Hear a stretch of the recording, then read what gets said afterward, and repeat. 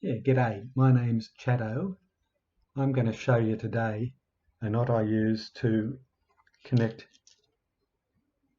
heavy monofilament or fluorocarbon in this case, to some of my fishing tackle. I use this for connecting 50-pound fluorocarbon to smaller lures like this. I use it for 50-pound fluorocarbon for soft plastics of this 5-inch size.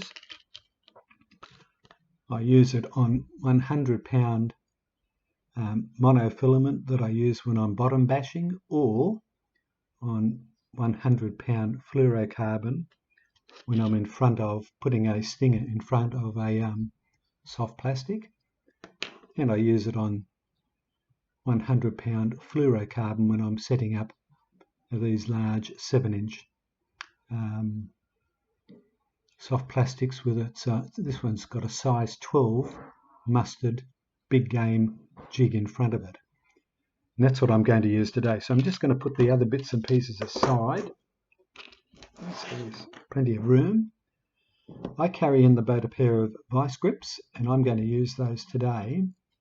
And I do use them in the boat just to clip the business end of the lure, the soft plastic, the clip, anything out of the road. Gives me a little bit of leverage, and it means that I'm a little safer. So there it is. Take your 100-pound,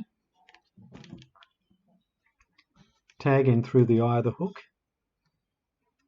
and double it up. You need a fair bit of line to start off, but you don't actually lose any of this line. Go down to about there and grab it. So you've got a parallel here. You've got firstly the line going in, so that's your standing line. Then you've got your tag in coming out. You've got a gap in between them. The idea now is you take that and bend it under, so you've gone under the standing line. Take this and you go over the two lines, under, over a second time, and over a third time. Then you take your tag end and you take that through the loop on your right hand side. Now that's the knot virtually finished, and you can see that it's like a figure 8, and that's a pretty strong knot in that case. All you have to do then is to wet everything there in the usual way, and you need to then tighten the knot up. Now 100 pounds pretty hard to work with, so I generally tighten it up with a small pair of pliers. Okay, we've got that tightened up a bit, and you can actually use your thumb and your nail to tighten it up a bit further and to slide it down actually onto the hook. Give her another bit of a touch up here. Okay, so there's the knot finished. Now I can grab that, because it's in the pliers, and I can give it a fairly good reef. And you can see what you've got then is a sturdy knot. It's a bit like a uni knot, but a uni knot has 3